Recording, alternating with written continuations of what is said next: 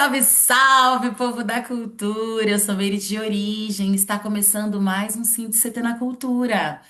Gente, o mês de abril marca a campanha do Abril Azul, dedicada à conscientização sobre o transtorno do espectro autista, mais conhecido como TEA.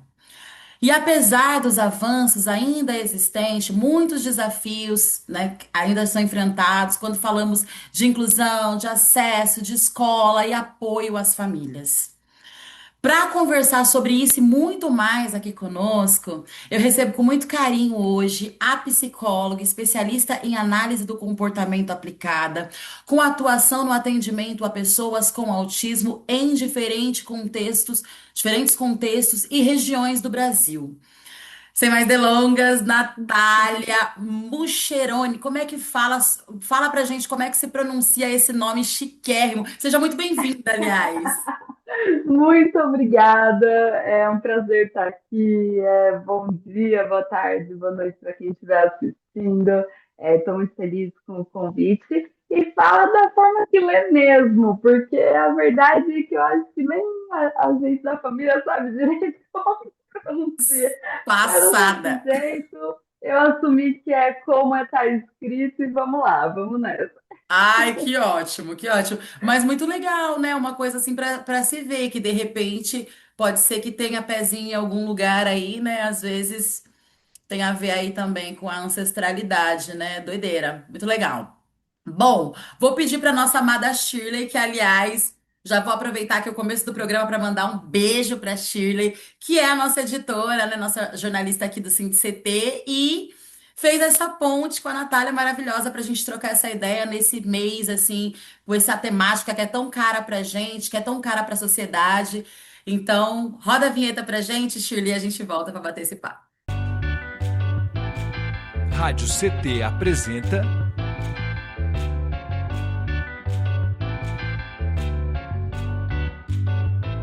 CT na Cultura, com Meire de Origem. Um programa do Sindicato Nacional dos Servidores Públicos Federais da área de Ciência e Tecnologia do setor aeroespacial. Gente, o CT na Cultura é uma realização do Sindicato de Servidores Públicos Federais na área de Ciência e Tecnologia do setor aeroespacial aqui em São José dos Campos. No episódio de hoje, nós estamos recebendo a psicóloga, mestra em Psicologia Experimental pela PUC São Paulo e doutoranda pela USP, Natália Mucheroni. Natália, vamos começar esse papo. Mais uma vez, muito obrigada por abrir sua agenda aí, vir trocar essa ideia com a gente. É um papo muito importante mesmo. A gente precisa ampliar esse debate, né? E aí eu queria que você falasse pra gente, para começar aqui, o que que é o transtorno do espectro autista e por que é importante entender que não existe um único perfil de pessoa autista? Perfeito, acho que essa é uma pergunta essencial para a gente começar nosso papo e partir alinhadas, né? O transtorno do espectro autista, ele é um transtorno de desenvolvimento. Então, é importante falar que ele é um transtorno do desenvolvimento, porque aqui a gente está falando de características que estão presentes desde a primeira infância, desde quando é bebezinho, mesmo que sejam poucas características, mesmo que elas se agravem ao longo do desenvolvimento, ele é um transtorno que aparece ali desde quando a pessoa nasce, né? E aí tem características genéticas, tem vários pontos que a gente pode falar sobre isso. E tem dois grandes pilares que são definidores ou característicos do autismo. Um dos pilares é o déficit na comunicação e na interação social. Então, o que que significa ter déficit na comunicação e na interação social? Eu posso, desde ser uma pessoa que não é capaz de se comunicar verbalmente, até uma pessoa que se comunica verbalmente, mas pode ter dificuldades de manter e continuar conversas. Eu posso ter dificuldade em manter e criar, iniciar relacionamentos, sejam eles amorosos, de amizade, relacionamentos próximos com a família. E eu posso ter uma dificuldade também de compreensão da comunicação não verbal, que é essa comunicação por gestos, por expressões faciais e tudo mais. e até mesmo essa expressão não verbal pode ser complicada. Então, aqui a gente tem nesse primeiro pilar essa diferença grande de comunicação e interação social. Nisso, a gente já pode perceber um gostinho de por que que é um espectro. Porque a gente consegue perceber que, por exemplo, você pode ter uma pessoa que ela é verbal, ou seja, que ela fala, e aí depois é importante a gente notar que existem pessoas que são verbais e não falam também. Tem pessoas que não falam, mas escrevem, usam comunicação alternativa e tem vários outros tipos de comunicação. Mas eu posso ser uma pessoa assim que é super verbal, que escreve um texto super coerente, ou que mantém uma conversa, mas tem muita dificuldade de iniciar relacionamentos, ou que tem muita dificuldade de entender metáforas, de entender conceitos mais complexos, que são abstratos. Tudo isso entra nesse campo da dificuldade e déficit na comunicação e na interação social. O nosso outro grande pilar é a presença de padrões restritos e repetitivos. O que é você ter padrões restritos e repetitivos? Pode ser a pessoa fazer movimentos repetitivos. Então, por exemplo, uma pessoa faz um movimento repetitivo com a mão, faz um movimentozinho específico.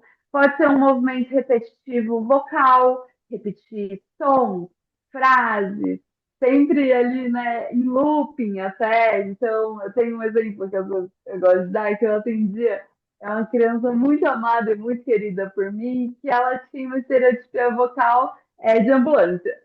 Então, ele fazia o barulhinho várias vezes de ambulância. E ele também repetia histórias. Então, ele, às vezes, brincando, era uma vez a história da Branca de Neve e contava várias vezes a mesma história.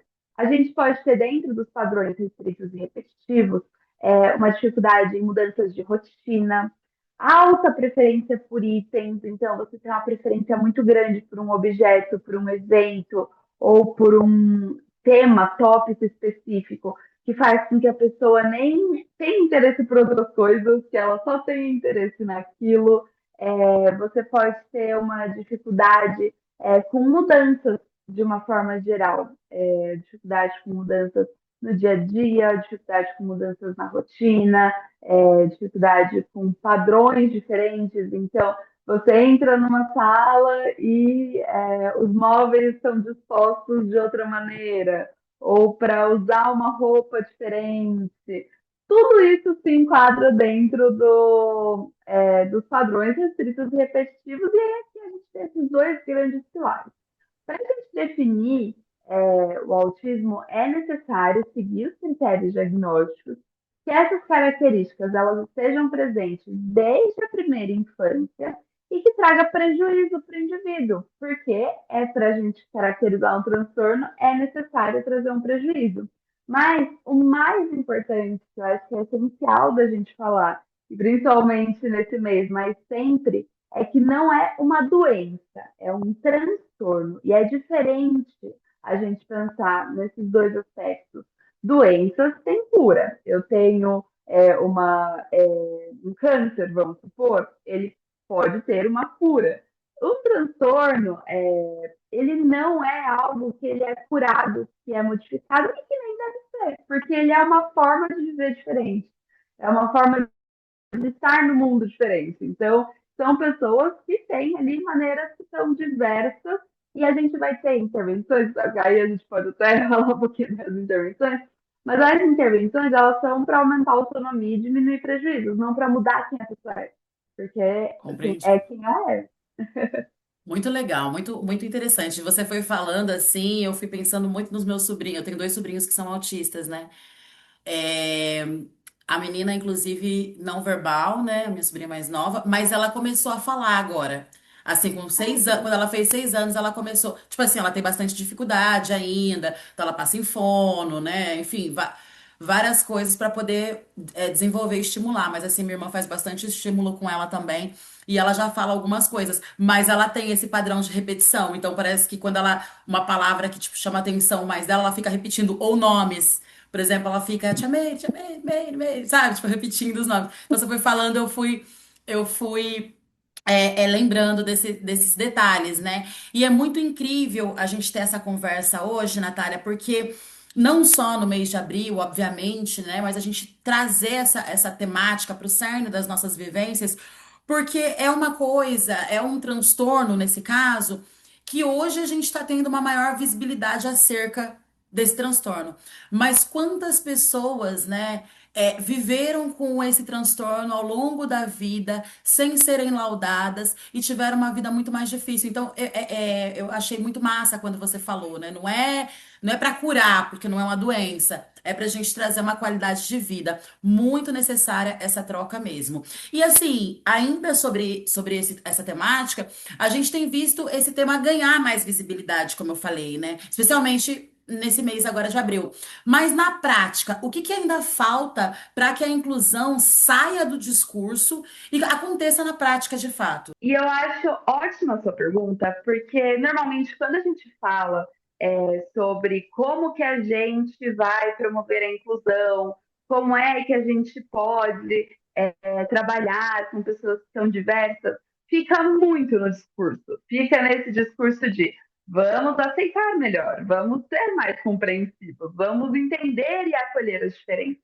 Mas acho que esse discurso ele ainda é um pouco esvaziado e um pouco superficial quando a gente pensa em quais são as reais demandas dessa população. Eu tenho muita dificuldade de pensar em como falar sobre inclusão sem a gente pensar sobre o quanto a gente precisa de políticas públicas que, de fato, tragam apoio e suporte para essas pessoas. Vou dar alguns exemplos e falar algumas coisas que eu acho que são relevantes com relação a isso. A intervenção para pessoas com autismo, ela é uma intervenção que demanda muito tempo e que pode ser muito dispendiosa para as famílias, financeiramente mesmo, em termos de locomoção, de acesso, de como eu chego lá e tudo mais. Para fazer todas as terapias, você comentou da sua sobrinha. Ela faz fono, tem crianças que fazem TO, tem crianças que fazem aba, tem crianças que fazem físio. Tudo isso é dispendioso financeiramente. Muitas vezes a gente depende de convênios e planos de saúde para ter acesso a isso. E muitas vezes os pais precisam dar um jeito de se locomover, de ir para um canto, para o outro. Eu penso assim, e já tive muito contato com famílias que não têm acesso a ter um plano de saúde, um convênio. E aí elas acabam indo para um sistema de saúde que, graças a Deus, temos o SUS, muito importante ter o SUS, graças aos orixás, né, graças a tudo aquilo que nos cerca, mas ainda precisa de um preparo muito grande para dar conta do tanto de demanda de pessoas com autismo que existem. E esse preparo, ele passa não só pelo acesso no postinho, não só por ter centros de referência, como já temos alguns, mas também de capacitar os profissionais, de ter formação para que eles se sintam seguros e preparados, para diminuir essa superlotação. Então, esse é um ponto essencial, que as pessoas tenham acesso também gratuito a uma intervenção que seja uma intervenção de qualidade, que seja baseada em evidências e que seja com o melhor que a gente tem para fazer uma intervenção. A gente precisa pensar na moradia assistida para adultos e idosos com autismo. As pessoas com autismo elas vão crescer, elas vão se tornar idosas, os pais muitas vezes não estarão mais com elas para cuidar, para dar o suporte, para estar próximo. Para onde essas pessoas vão? Como que elas vão ter esse acesso, né? A gente também precisa disso. A gente precisa de escolas em que os profissionais tenham também formação para que a inclusão vá um pouco além do papel de vou adaptar um pouquinho os materiais e que ela entre num papel de educar a escola inteira e mobilizar a escola inteira para lidar com a criança com autismo, porque percebe, o problema não é a pessoa com autismo, todo mundo precisa se educar e entender como funciona e se mobilizar. Você falou sobre a sua sobrinha, sobre ela começar a se comunicar e aprender a falar. Existem crianças e pessoas, adultos, que acabam não falando verbalmente e precisam se comunicar através de troca de figuras, de imagens, né? Então, eles mostram nas imagens aquilo que eles precisam. Muitos espaços públicos não contam com esse tipo de suporte para que essa pessoa possa se comunicar. E se a gente pensa assim, as pessoas com deficiência, elas têm direitos. A comunicação é um direito básico. Será que ele está sendo garantido por todos, né? Ou para todos? Então, assim, a gente tem um caminho bem longo para percorrer. Eu acho que esse caminho ele passa por diversas políticas públicas de inclusão. Eu acho que esse caminho passa também por uma preocupação que deve ser feita do Estado e de todos nós, com a capacitação dos profissionais, porque é uma intervenção e uma demanda que demanda muito estudo, que exige que a gente tenha um preparo e uma adequação, porque como a gente falou antes, quando a gente fala de definição, é um espectro. Quando é um espectro, existem tantos níveis e formas diferentes de ser autista que cada pessoa com autismo exige uma análise nova e única, e um processo de intervenção único. Isso demanda estudo, preparo, acompanhamento e toda uma individualização daquela intervenção Total. para que a gente consiga acompanhar e ter qualidade de vida. E, por fim, a gente precisa desse acompanhamento para garantir também que pessoas com autismo tenham acesso a serviços de saúde básicos. Pode ser muito difícil para uma pessoa com autismo ir ao dentista, fazer exames, fazer um raio-x, Sim. enfim, uma cirurgia. Então, é um processo que eu acho que perpassa a sociedade inteira, mas que as mudanças são muito mais profundas do que simplesmente a gente compreender e aceitar as diferenças, né? Sem sombra de dúvidas, sem sombra de dúvidas. E o que que a gente está fazendo enquanto sociedade, né? Acho que é até uma problematização, né? Assim, né? A gente fala tanto e esse século XXI, especialmente, né? Esses últimos anos, né? A gente tem falado tanto sobre inclusão, a gente tem falado tanto sobre qualidade de vida para todas as pessoas, todos os corpos, todos, né? Enfim, e aí a gente se depara, às vezes, com a gente também não fazendo o nosso papel, porque às vezes o nosso papel é pequenininho, no sentido de, tipo, pelo menos entender, compreender e entender que a gente pode se somar a uma luta aí para essa qualidade de vida de todas as pessoas de fato, né? E cara, você trabalha com análise do comportamento aplicada, a ABA ou ABA, né? Enfim, para quem está assistindo, explica pra gente o que que é essa abordagem, né? E o que são intervenções baseadas em evidências. Perfeito, vamos lá. Vou tentar ser, Sucinta. ser De sucinta, porque quando a gente fala da muita própria coisa. área, a gente vai embora, né? É. Mas existe uma ciência, a psicologia ela tem vários ramos, né? Tem psicanálise, tem Jung e tudo mais, e existe uma ciência que se chama ciência do comportamento, que tem como objetivo estudar o comportamento humano. Essa ciência ela tem um campo que é de pesquisa, um campo filosófico e um campo aplicado. ABA é simplesmente a ciência do comportamento aplicada. E existe uma confusão muito grande que as pessoas acham que ABA ela é só voltada ao autismo, mas ela é a aplicação da ciência em qualquer âmbito. Ela pode ser aplicação com adultos neurotípicos, pode ser aplicação em uma política pública, inclusive teve uma aplicação de uma política pública para auxílio no trânsito em Brasília, por exemplo. Usou a ABA, análise do comportamento aplicado. Mas a gente tem um foco muito grande na aba, na intervenção com autismo, justamente por ela ser considerada uma intervenção de padrão ouro para essa população. Por que isso? E aí aqui a gente linka um pouco com o que é uma intervenção baseada em evidências. A gente tem uma sólida literatura, pesquisa e vários tipos de experimentos que foram feitos que mostram que as intervenções realizadas em aba, elas produzem mudanças comportamentais válidas e sólidas que permitem com que as pessoas adquiram, enfim, autonomia, que aumentem a comunicação, que diminuam comportamentos que causem danos a ela. Então, algumas pessoas podem ter comportamentos autolesivos, que a gente chama, né, que se machuca, heterolesivos, que machucam os outros.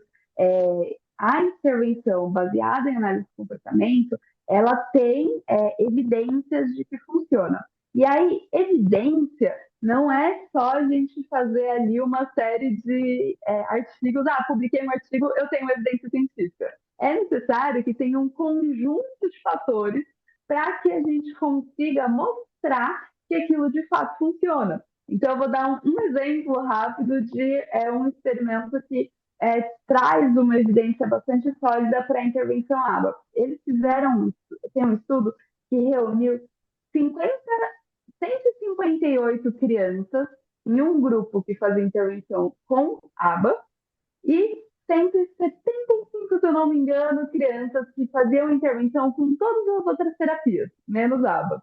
E compararam o desempenho das duas, percebe? Então, aqui a gente tem um grupo que está fazendo várias outras coisas com a aba e um grupo que está fazendo várias coisas sem aba e uma tem muito mais evidência de melhorias em vários campos da vida. Incrível. Dito tudo isso, a análise do comportamento, ela muitas vezes, e é importante falar isso, ela é aplicada de forma descuidada ou errada. Por que, que eu acho importante falar isso? A gente teve um crescimento da população com autismo. E junto com o crescimento da população com autismo, teve um crescimento da demanda por intervenção e tratamento. E esse crescimento da demanda fez com que aí a gente tenha envolvimento dos convênios de saúde, a gente tem desenvolvimento de clínicas, a gente tem um aumento, e não teve um aumento proporcional da capacitação profissional. E eu bati muito na tecla da capacitação profissional, porque o que acontece quando um profissional ele não é capacitado é que ele pode aplicar a aba, que é uma aba, entre muitas aspas, que na realidade não parte dos pressupostos que a gente defende. Então, eu vou dar um exemplo. A gente pode ter um profissional que faz uma intervenção quando a criança está claramente desconfortável e chorando e não querendo fazer aquilo. Isso, para a gente, não é análise do comportamento. Por quê? Porque o assentimento e o consentimento são essenciais. A gente tem um princípio de que a criança, para fazer uma intervenção, ela precisa estar feliz, relaxada e motivada. Então, assim, é um processo que ele deve ser respeitoso. É uma intervenção que ela costuma ser intensiva. Então, o que eu digo como intensiva? Muitos casos, não são todos, mas muitos casos precisam de horas de intervenção por dia, 2, 3, 4 horas. E para isso funcionar, existem lugares e pessoas que colocam a criança numa salinha e deixam ela 3, 4 horas fazendo terapia. Já não casa com a realidade, né? Então, assim, a terapiada é muito importante falar. Ela é com compaixão, ela é com atendimento, ela é com ciência, ela pode ser feita no parque, na escola, na casa, no supermercado, na brincadeira, e ela deve ser divertida para a criança. O terapeuta tem que ser uma pessoa muito legal para a criança, uma pessoa que a criança gosta. E os pais que têm acesso à aba, eles têm que ter acesso ao plano de intervenção, aos dados de que isso está funcionando, aos Muito bom. gráficos, a evidência de que aquilo está sendo feita e deve ser individualizado. Então, não existe uma receita de bolo, não tem que ter um protocolo. Eu segui um protocolo de A a Z e eu apliquei aba. Não, é sempre para aquela pessoa, para aquela criança. E isso, Individual. como eu disse, totalmente individualizada. É a base da análise do comportamento é que cada sujeito é único. É Então, esses isso. são, acho que, uns princípios gerais, assim, para as pessoas até entenderem e não se confundirem quando elas verem esse tipo de In- in- prática. Interessantíssimo, inclusive até para as mamães, né, papais, cuidadores, enfim, quando estiverem, que precisarem submeter essa criança, né, a esses tratamentos, e etc., ter essa noção também, né, porque muitas vezes a pessoa se pega, ela não sabe. Então, o que o profissional falar, isso aqui é coerente, ela vai falar, ok, é isso, é coerente, Exato. né? E às vezes não é tão coerente assim. Então, é importante a gente estar ligado. Por isso que é importante a gente conversar sobre, refletir sobre, né? Trazer essa pauta mesmo para discussão, para que a gente tenha mais informação mesmo, né? Toda a sociedade, de modo geral. Bom, gente, eu quero aproveitar agora esse momento para dar um recadinho muito importante para vocês aí que estão do outro lado nos assistindo. Tá rolando aqui embaixo um chat. Então, conta pra gente. Vocês já conheciam essas especificidades, né, do transtorno autista, né? Enfim, traz aqui pra gente se vocês têm experiências. Conta pra gente, né, o que vocês estão achando dessa conversa. E a produção, nossa Shirley querida, tá colocando aqui no rodapé as redes sociais da nossa entrevistada hoje, né? Doutora Natália. Gente, vai ficar também na descrição desse vídeo. Então, se não conseguir tomar nota agora, depois vai lá se conectar com a Natália, né? Até para saber mais e de repente também agendas abertas, Natália, é isso? Isso. Muito bom. Natália, um dos grandes desafios está na rotina das famílias e também no ambiente escolar. Na sua experiência, quais são as principais dificuldades enfrentadas hoje por famílias e escolas no processo de inclusão? Olha, na minha experiência, as principais dificuldades elas são em alinhar a equipe inteira, então alinhar a conduta dos pais com a conduta da escola, para que todo mundo esteja falando a mesma língua e seguir uma rotina de intervenção e de treinos sólidos. Então, para a aprendizagem ela ser otimizada, a gente precisa repetir aquela aprendizagem várias vezes. E todo mundo tem que seguir o mesmo caminho. Então, todo mundo tem que estar bastante alinhado. Além, é claro, do que a gente comentou sobre a gente ter ali um preparo de toda a equipe, de todo mundo ter um treinamento adequado, a família entrar no processo terapêutico, a família replicar também isso e manter uma rotina sólida é essencial para que a gente tenha uma intervenção adequada. Muito bom. E a gente ouve muito falar sobre acompanhante terapêutico e suporte especializado. Qual que é a importância desses acompanhamentos e o que deve ser considerado para que seja realmente qualificado? O acompanhante terapêutico, ele é uma parte essencial da intervenção. Como eu disse, para a gente ter uma intervenção, a gente precisa de muito tempo, de muitas horas. E o acompanhante terapêutico, ele é a pessoa que está ali no campo, ajudando a criança, ajudando a pessoa a aprender, a emitir ali as respostas que a gente diz, né? A adquirir habilidades e aprender no ambiente em que ela deve aprender. Então, ele é um profissional central para a gente garantir a qualidade da intervenção. O treinamento, o acompanhamento e a supervisão do acompanhante terapêutico, eles são a base para que a gente tenha um serviço, uma intervenção que realmente traga ganhos para a pessoa com autismo dentro da análise do comportamento. Então, ele é assim o ponto-chave e essencial. E ele pode acompanhar a criança na escola, pode acompanhar o adolescente a andar de ônibus, pode ser feito no parque, pode ser feito no supermercado, pode ser feito em vários locais, inclusive na casa, em domicílio, né? Nos ambientes em que a gente realmente espera que a pessoa aprenda, né? Não só na clínica, naquele ambiente fechadinho, isoladinho, o acompanhante terapêutico ele vai para o mundo também, junto com a criança, junto com o adolescente, e Interessante. ensina essas habilidades. Nossa, que interessante isso, né? Tipo, seria um cuidador para uma criança que não tem o espectro, né? Não tem o espectro autista, mas assim, nesse caso, uma pessoa especializada, vamos dizer assim, no cuidado dessa criança.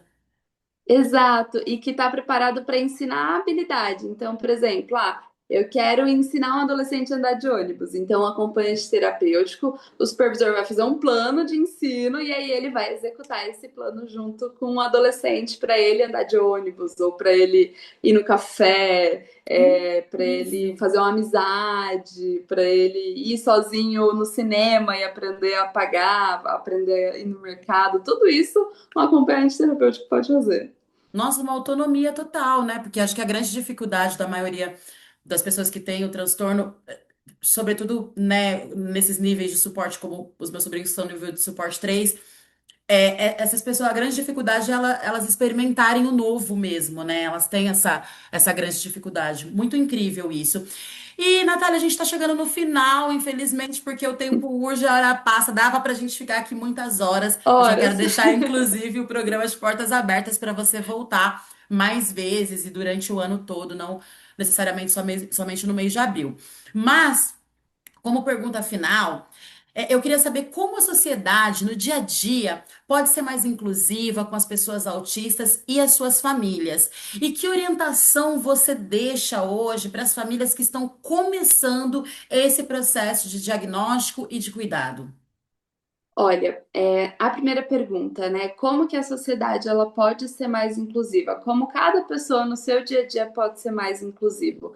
Eu acho que, em primeiro lugar, não julgar quando você vê uma pessoa, uma criança, alguém agindo de uma forma diferente, com um movimento repetitivo, uma pessoa que vem conversar com você e talvez te aborde de uma forma que você acha um pouco diferente, uma habilidade social que é um pouco distinta, ou se tem um colega que talvez não olhe muito para você, não que isso seja necessariamente autismo, mas que tenha sinais, né? Pessoas que tenham formas diferentes de lidar com o mundo, de se comunicar, que a gente possa ter mais acolhimento com essa pessoa, ter mais acolhimento com a família, inclusive oferecendo suporte, quem puder oferecer um suporte, uma rede de apoio às famílias, e especialmente as mães atípicas, elas precisam de apoio, de suporte para conversar, para ter um tempo para elas, para que elas possam, às vezes, conseguir ir ali, fazer uma coisinha que seja no dia a dia dela, que seja voltada para ela, que seja um tempo próprio.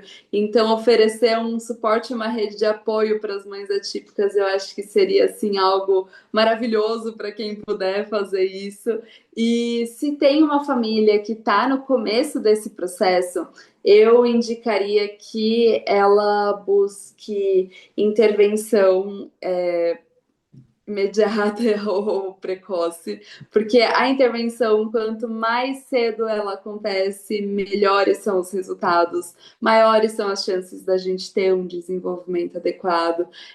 Se a família puder, procure também ajuda para si mesmo. Quem não consegue, quem não está bem consigo e quem não está cuidando de si, principalmente, de novo, as mães atípicas, se não está bem consigo mesma, é muito difícil. E eu sei que é um processo complicado, é um processo que envolve a quebra de expectativas que foram criadas ao redor daquela criança, que envolve medo com relação ao futuro, medo com relação ao desenvolvimento, uma dificuldade de não saber como lidar. Então, busque suporte para si mesmo, busque uma intervenção e busque profissionais de qualidade que tenham formação adequada.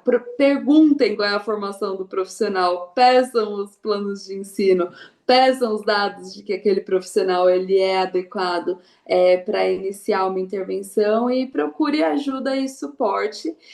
E por fim, tenham muito cuidado com relação a pseudociências, assim, de uma forma geral. Então, busque aquilo que está indicado nos órgãos de saúde que são confiáveis, busquem aquilo que está indicado na OMS, tem indicações também americanas do que de fato funcionam, porque se tornou um mercado que vende muitas coisas que não têm evidência de sucesso. Então, Científica. se cerquem de pessoas que são comprometidas com a ciência, seja pelas redes sociais, seja de outras formas, e comprometidas com aquilo que de fato tem evidência científica para não cair aí num mercado que vende qualquer coisa com uma promessa de cura, né? Que a gente já falou, não é uma cura, o que não é uma doença, né?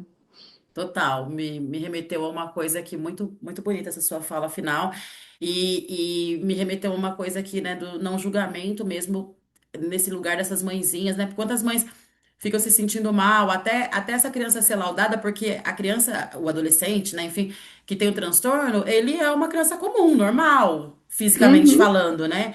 E aí. muitas pessoas aí vai julgar, essa criança está fazendo birra, aquela mãe não educa, Exato, acaba sobrecarregando aquela pessoa de uma maneira assim, então, né, menos julgamento, mais acolhimento. Eu acho que, né, é uma exato. boa para a gente finalizar. Eu quero te agradecer muito por esse papo, por essa aula, de fato, assim, muito esclarecedora, assim, né? Eu acho que muito reflexiva, que a gente, né, tenha conseguido plantar uma sementinha aí, né, em vocês que estão nos assistindo, na nossa audiência, né, vocês que vão assistir em outro período também que a gente comece a debater mais essa pauta que é tão necessária. Te desejar sucesso, te desejar aí caminhos abertos, muito axé para você realmente assim conseguir fazer esse trabalho, porque eu imagino que também, enquanto profissional, seja um trabalho árduo, né? Deve ver muita coisa, deve presenciar muita coisa, mas assim, muita força, né? Porque as nossas crianças, os nossos adolescentes, os nossos idosos do futuro, como você bem trouxe, né? Vão precisar, precisam já, né? E a gente precisa de pessoas que têm esse olhar, assim, carinhoso, afetivo, humano, acolhedor, né? Fica à vontade para fazer as considerações finais. Programa de portas abertas para você voltar mais vezes, viu? Queria só agradecer muito você pelo convite, pelo acolhimento, pela conversa, é uma conversa ótima. A gente poderia passar, acho que, muito tempo falando De sobre fato. isso, dá um caldo muito bom. Então, eu queria agradecer muito o acolhimento e a toda a condução que foi maravilhosa. E é isso, assim, agradecer mesmo. Demais! Eu aproveito para agradecer mais uma vez Shirley, nossa editora maravilhosa aqui, que sempre é 10/10 nas nossas edições e fecha comigo de verdade, fecha conosco. E agradecer vocês aí, né, gente, que estão do outro lado da telinha. Sem vocês, nada disso seria possível. Então, muito obrigada. Lembrando que agora nós chegamos ao final. As redes sociais da nossa convidada Natália tá aqui na descrição desse vídeo. Vai lá seguir. É importante, como ela mesmo trouxe, a gente tá cercada, né? Formar essa rede com pessoas, né, que são pessoas que estão fazendo um trabalho sério, né, um trabalho honesto, um trabalho de verdade, certo? Esse foi mais um episódio do Sindicato na Cultura, que é uma realização do Sindicato de Servidores Públicos Federais, da área de Ciência e Tecnologia do Setor Aeroespacial, aqui em São José dos Campos. Continua nos acompanhando aqui pelo nosso canal. Se você não for inscrito, se inscreve aí, por favor. E também pelas nossas redes sociais, tá tudo na descrição desse vídeo, certo? Vejo vocês no próximo episódio. Natália, sucesso! Caminhos abertos. Obrigada! Obrigada a Axé. você, Axé.